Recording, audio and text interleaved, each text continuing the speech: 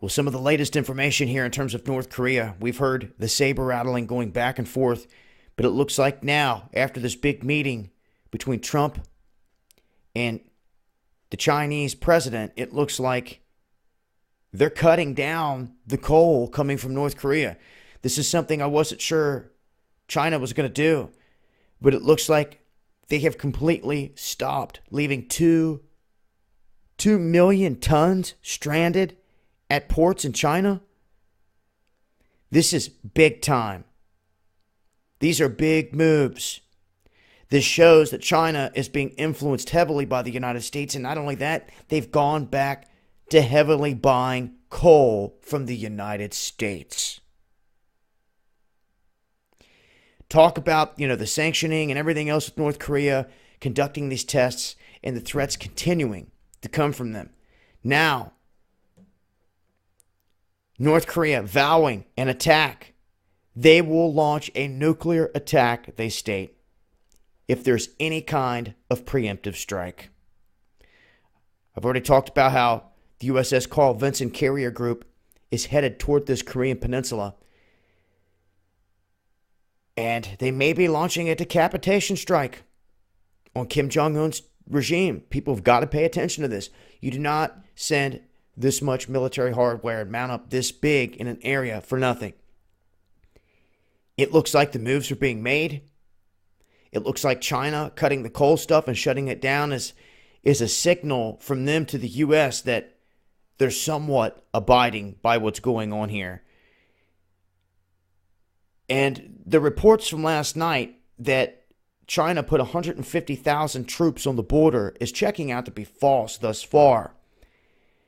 I can't see any confirmation on that. The Chinese are saying it's not true, and I can't see any images or anything showing any proof that that's the case. Well, it may be, but at this point, we have no clarification on that. Although we know India has been building up, the Philippines have been making moves, Japan, all of them around China. And now we have this group heading in toward the Korean Peninsula with threats flying everywhere. If you ask me, something big is definitely going to go down rather sooner than later. The 15th is a big day. April 15th is a big day for them in Korea. It is the day of the sun. They expect they may carry out more tests on this day. And if there is, and our ships are in position, I'm telling you right now, they're going to strike North Korea. Whether they're going to try to take out one of these smaller facilities, the nuclear programs, the top of the regime with the decapitation strike, it's all yet to be seen. But they're going to strike them.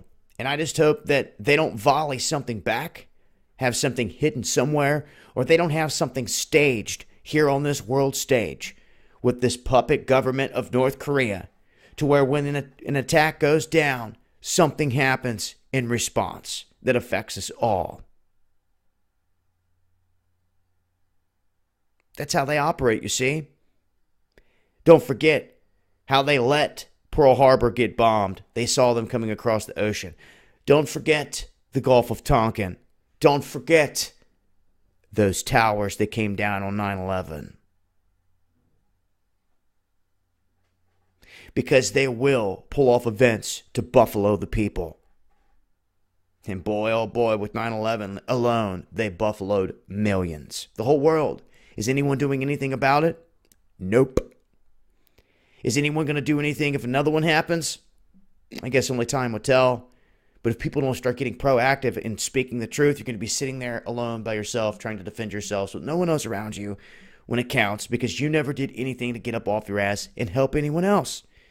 You always expect some white knight to come save the day. It's not the way it's going to happen. You people better start coming together and using your heads, because these regimes and governments across the globe, this whole thing is cut out strictly on power. And I also just did another article on them forcing our Air Force pilots to stay in the military because they're leaving in mass. That should tell you right there something is wrong with this world stage. When the people signing up for the military are awakening and seeing the atrocities of going and fighting some other man's war, constantly killing innocent people when they could have just stayed here And many of them want to defend the home front here, not across the globe. This is the situation we're in, ladies and gentlemen, with these war fronts in Syria, Ukraine, Iraq, Afghanistan, Libya, the Korean Peninsula, South China Sea, tense. I will continue to update with more info as I come across it, as always, but there's a look at some of the latest information. I'll leave a link. It's been Dabu7. Peace.